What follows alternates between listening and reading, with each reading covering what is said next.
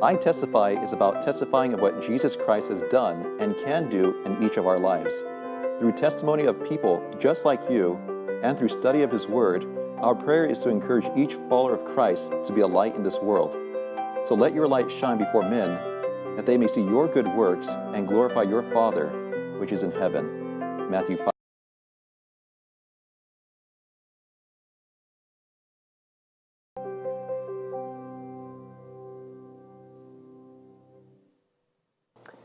Hello, welcome to another episode of iTestify. We're happy to have you with us today.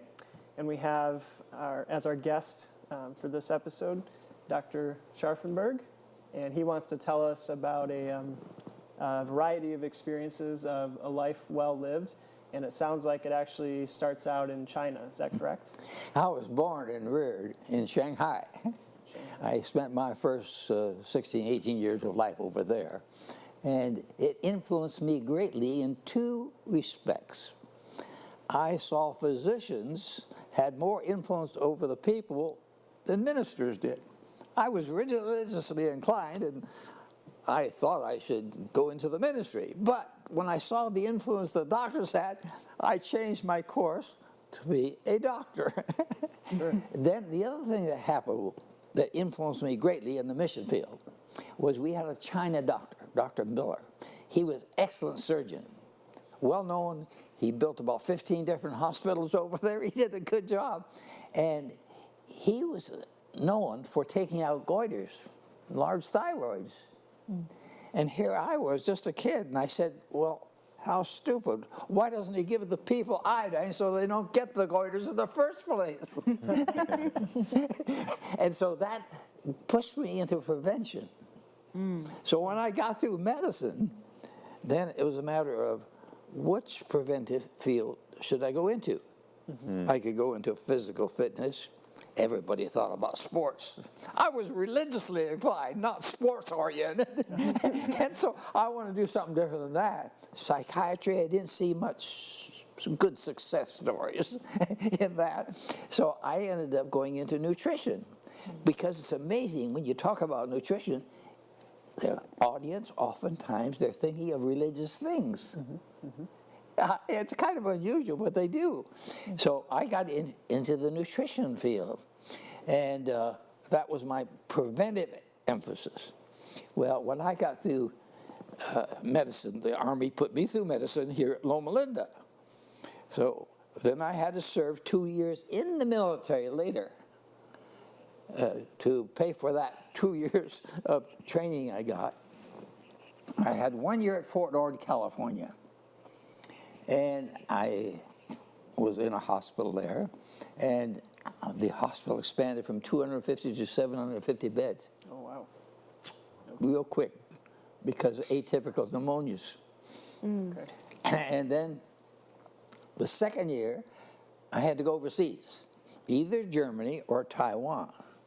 But since I spoke a little Chinese, I thought I should go to Taiwan. Now, how was I to arrange that? Well, there was a Colonel Wergland in the military man, who decided where you went. Now, he graduated from Loma Linda University. I knew where he lived, Tacoma Park, so one Sunday morning I went over and knocked on his door. And I said, Colonel Wergland, I speak a little Chinese. I'd rather go to China than Germany. And fine, I'll take care of that for you. So I was a military advisor to the Taiwanese Army. Wow. They had two corps, Corps 1, Corps 2. I was in Corps 1, that's Taipei and Taichung. But our military advisory group, Americans, were located in Taichung, see, right in the center. I didn't have anything to do with the south part. That was the Corps 2. So we had a young man who became a Christian, became an Adventist. And I got a call from our pastor down in Tainan, said, can you come and help us? Because he's in trouble. He wants to keep the Sabbath, and his captain tried to help him. We'll put down on the record that you went out with the other two people to buy food. And then when you get outside the gate, you can go with your Bible over the hill and study. At the end of the day, you come back. Now, this man was such a good Christian, he didn't want any record to show that he had worked on the Sabbath. So he wouldn't accept that. So they put him in jail. He got very sick in jail. And they thought he was going to die. So they let him go home, but he had to report in once a week. But the attorney down there, the military attorney, was upset with him and was going to put him in jail the rest of his life. So I got a call from the pastor down in Tainan. Can you come help us explain about religious liberty in the American military? And so I said, well, because you spoke the language, right? yes, I spoke some Chinese. So I was going to go down there and meet this man. And he said, I said I could come at the end of the week or the beginning, but I can't come in the middle. I had to be with my troops doing maneuvers, you know, going on rafts across rivers and stuff. And so I had to be with my companies, and I couldn't go in the middle of the week. He said, come at the end of the week, because the attorney is up to Taipei to see the top attorney in the Taiwanese army to make sure he can put Nathaniel Yen in jail for the rest of his life. So you need to come back down here at the end of the week. So it was Thursday afternoon. I got on the train, went halfway down from Taichung to Tainan to a town called Jiayi. How long of a journey is that? It's just a few hours. Okay. It would have been maybe 4 or 5 the whole way, but I went only halfway to Jiayi, and I inspected an Air Force hospital. And we got done about 10 o'clock, and they were going to take me to a hotel for the night. And I said, no. I felt so impressed. I don't know how the Lord does it, but I was just impressed I should go on that very night. So I said, no, I'm going to go on tonight. Oh, Chinese never travel this time of night. They tried to dissuade me. And I said, no, I insisted because I felt so impressed that I should go on that very night. So I went to the railroad station, bought my ticket. I was only one on the station, 10 o'clock at night, waiting for the train. Now, I was hoping I could get on a train where there wouldn't be too much tobacco smoke. In the military, you get so tired of this smoking business. And here a train comes, and the steps to that car were right in front of me. And naturally, I got on there. I thought to myself now, I'm not going to speak any Chinese, because the next day I was going into that attorney's office, overhear what I could hear, and didn't want them to know I knew any Chinese, and it might give me something, you know, to ideas what I should do. And so I looked in the car when I got on the train, only 6 people there, all soldiers, but I wasn't going to speak any Chinese. But this jolly-looking major, short fella here, rather stout, he smiled at me so big, I thought, hey, I should sit right across from him. Now, I don't know why I did that, because I wasn't going to speak Chinese, but I sat across from him. And then he began to ask me questions in Chinese. And I thought, well, it wouldn't hurt just to say yes or no. So I began to answer his questions. Are you going to stay in an American hotel when you get to Tainan? No. Are you going to go in a Chinese hostel? I said, no. Are you going to stay with American missionary friends? I said, yes. And, you know, and pretty soon I said, how stupid of me. He knows I understand Chinese. So I started talking to him.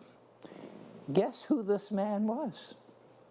This man was the attorney coming back from Taipei. Oh, no way. He was the attorney. Now, you know that didn't happen by chance. God was in that. Wow. And here Matthew 28 says, go into all the world, teach everybody, baptizing them. I will be with you till the end of the earth, end of the world. And then in Proverbs 11:30 it says, he who winneth souls is wise. So in our soul-winning work, God is going to be with us. Amen. And I can give you story after story where God was with me. And here, I know this didn't happen by chance. So when you got there, you're talking to this guy, turns out to be the attorney. Were you able to like forge a relationship with him then? Well, I did the best I could. Okay. But it was a little embarrassing because I knew what he was up to. He told me he had the permission to put him in jail the rest of his life. He knew what I was coming for. And we kind of run out of conversational material. But you know, I don't know what happened. But the Lord did that. He changed my whole plan. Right. You see, he did it. He arranged for me to meet him. And I don't know what effect it had. But Ian had not ever come to the court, never had a trial. So he had a trial. And they said he hadn't done anything bad, but he had to go and serve his 4 months in the army. Okay. So he did. Now, this attorney down there wanted to see how he was getting along back in the army. So he went out to see how he's getting along. And his officer, his captain in charge, said, you know, he's one of the best soldiers we've ever had. But he has a peculiar illness. He's sick every 7th day of the week. Now, that's the Chinese way of saying we're letting him off for his Sabbath. You know? And so he got through. He married the girl who had corrected his Bible correspondence lesson. He went through those series 3 times before he was baptized. Wow. He became an evangelist. He graduated from Andrews Theological Seminary. He was an important man, did a lot of good work. He passed away here in Loma Linda. And just a year or so ago. Wow. A very fine man, evangelist. But I know the Lord was with me. Yeah, let me ask you one more question too, just all the way back to the beginning. I was curious about one thing. So you said the first 16 to 18 years you started out in Shanghai, Yes. right?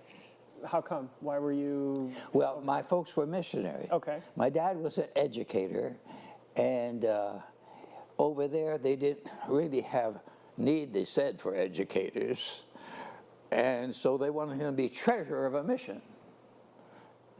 Elder I.H. Evans was the division president, lived across the street from us. So one morning early, my father went across the street to see him. And he was shaving, talking to my dad. My dad had talked to him while he was busy shaving. And my dad says, now, you know, if the China division doesn't need an educator, I'll offer my services to India. So finally, Brother Evans said, we'll give you something to do in education.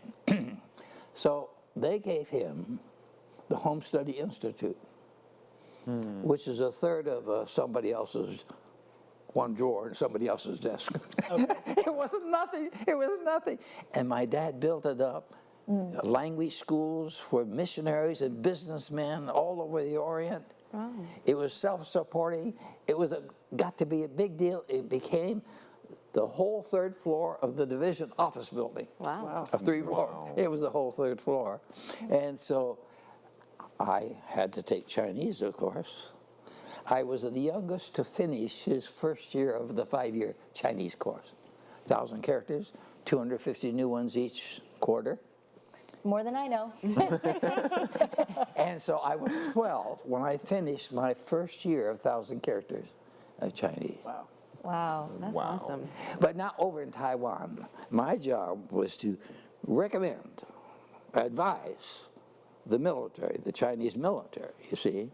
But I had to take care of the few Americans and their families that were there. There were only a few of them. This English lady had married an American paratrooper. And she was ready to deliver. And I was supposed to order out a plane, Chinese Air Force plane, to fly her from Taichung up to Taipei, where we had an American military hospital. So I ordered out the plane. We were on the runway, ready to go.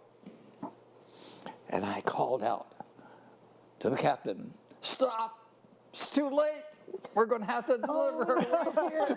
Oh, no. So I delivered her, little Bobby Hoover, on the airplane.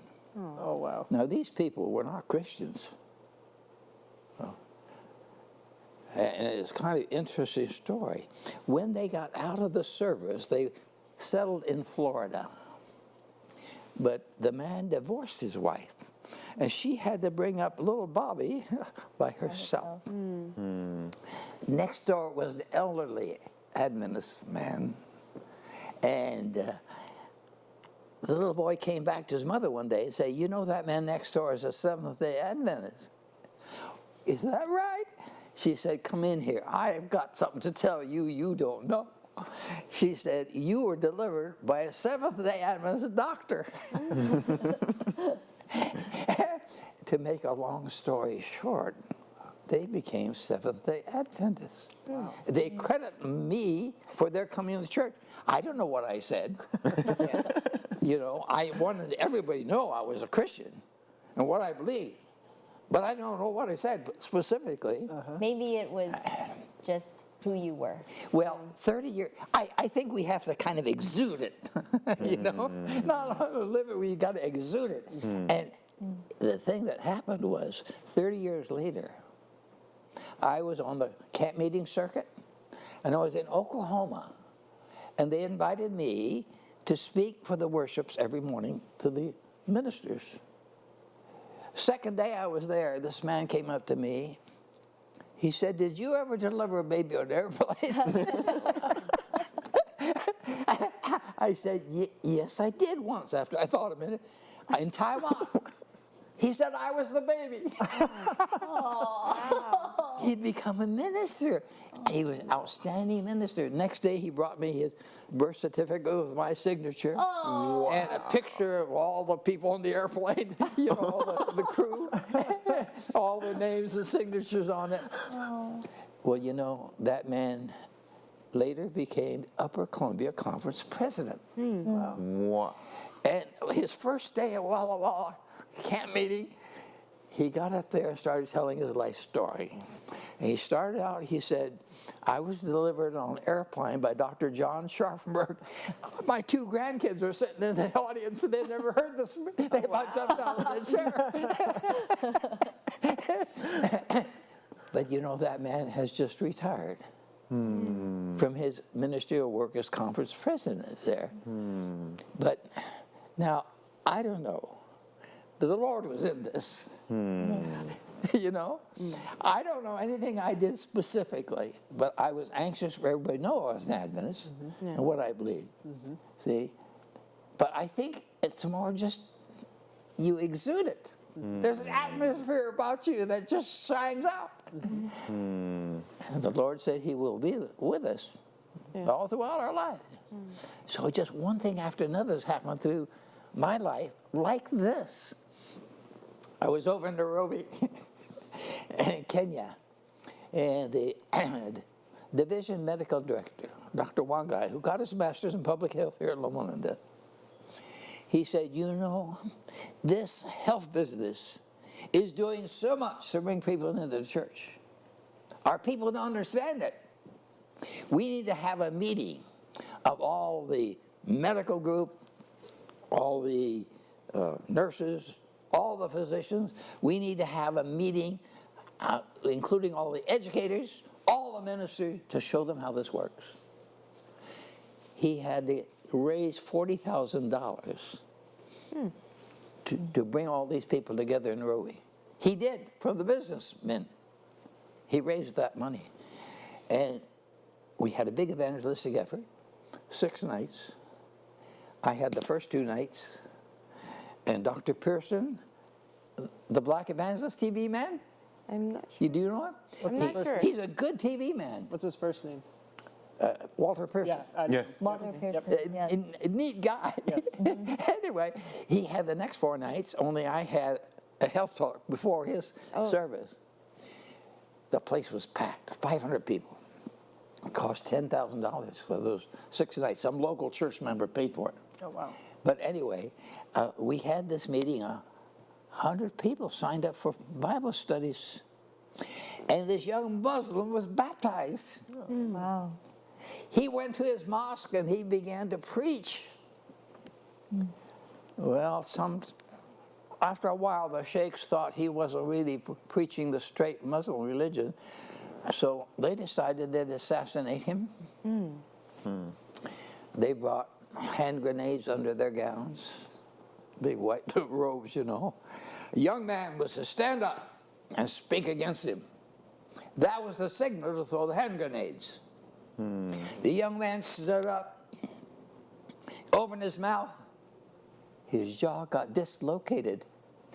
He couldn't talk. Wow. Unbelievable. That messed up the whole work, see? Now, this young man who couldn't talk, his father thought he was going to die because he couldn't eat. So they brought him to our young Muslim who had been baptized and was preaching and asked him to pray for him. He prayed for him, his jaw flipped back in place. Wow. Wow. But then this young Muslim got a hold of, the father of the young Muslim that was baptized, got a hold of him on his tent with a knife to kill him. His two brothers came in and saw what was going on and took the knife from the father and said, we can't kill one of our own. We'll just gouge out his eyes so he can't read the scriptures. Boom. One eye popped out. Oh. He screamed, he got up and got away.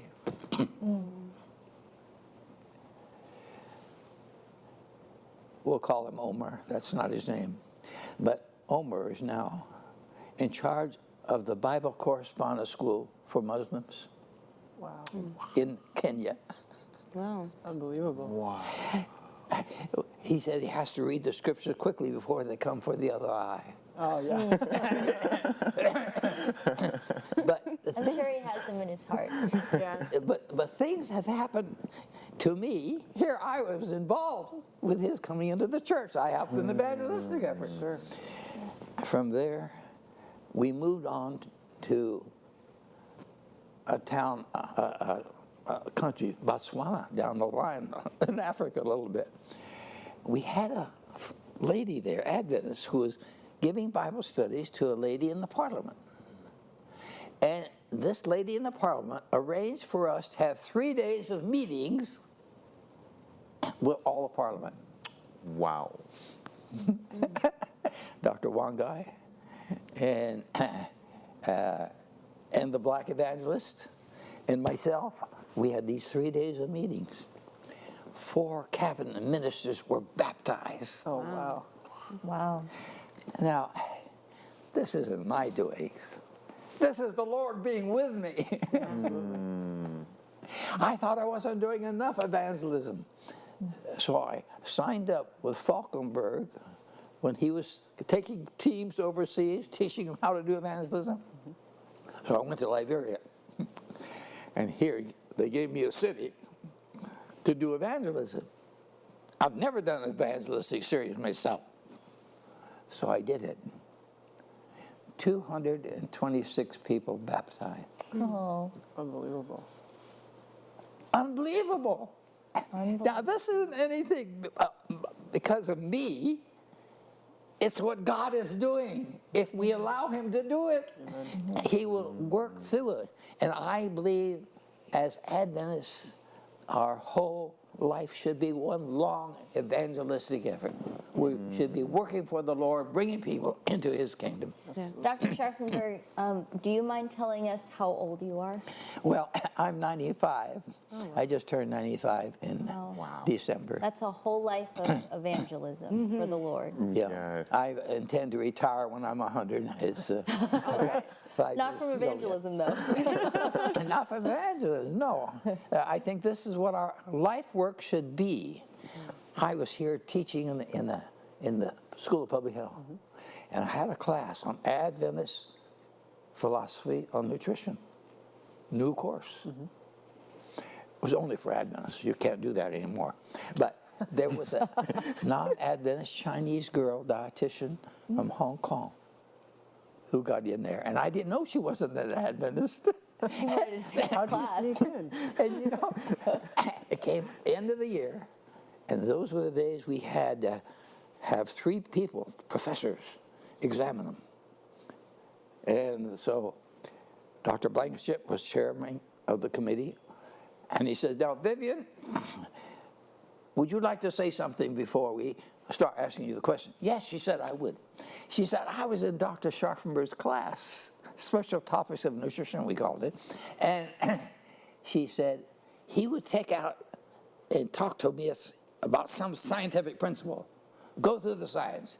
And then he'd pick out a book called Counsels on Diet Foods, I'd never heard of before, and said, you know, we were told this many years ago, and he'd read it. She said, when I get back to Hong Kong, the first thing is I'm going to be baptized at Seventh-day Adventist. Oh, wow. That's amazing. So you didn't even know you were witnessing the same thing. And I didn't even know she was not an Adventist, you see. But it's just a thrill how the Lord can work through us if we let him do it. Yeah. It's not only living like you should, it's you should be helping other people to understand the message too. Yeah. It's so true, because so many people think when you are an evangelist, you need to have this grand plan. You need to you know, have Bible studies with them. Yes. It's you just living your life, like you said, is all you need, and God can work through you. And also, like you said, you know, just having God do the work. You're there to be his servant. So I really appreciate that. I should mention that when I was married to my wife, Carmen, we made 2 decisions. We would always have morning and evening worship, number 1. That didn't get us into any trouble. That was good. Second decision we made got us into trouble. We would read everything the Lord says to do and do it, even though we saw nobody else doing it. Wow. And that got us in difficult. Sure. We didn't send our kids to the usual school, homeschooled them before you were allowed to legally, and all this sort of thing. But did you find it rewarding, that faithfulness? It was. Of course, in school, as a nutritionist, I was considered fanatic. Ended up in charge of the nutrition department of the General Conference. No, it's unbelievable. It's an unbelievable thing that happened, you know. Yeah. But I studied what the Lord told us through the spirit of prophecy. I studied all these things well as the science. And then I was wanting to make sure religion was in all of this. And the Lord put you where he wanted you to be and where you needed to be. Yeah. Yeah, I agree.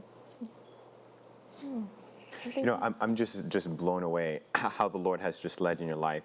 But I think sometimes the Lord starts with us in very small ways, Yes. asking us to submit in him in one step and another.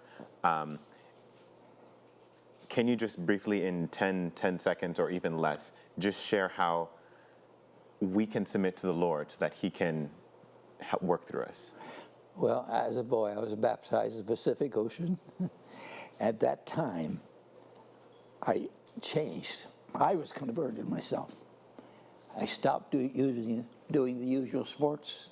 I stopped a lot of things. I did a lot of things different than my brothers did. Just willing to do what the Lord asked me to do. Willing attitude, a willing heart. Well, thank you so much for sharing your testimony. It reminds me that God has said the harvest is plenty and the workers are few, and just hearing that, it just makes me think I need to go out and do more. So we also want to thank you in the audience for listening, and I ask that you please also find something in your life that you can contribute to. Thank you for listening.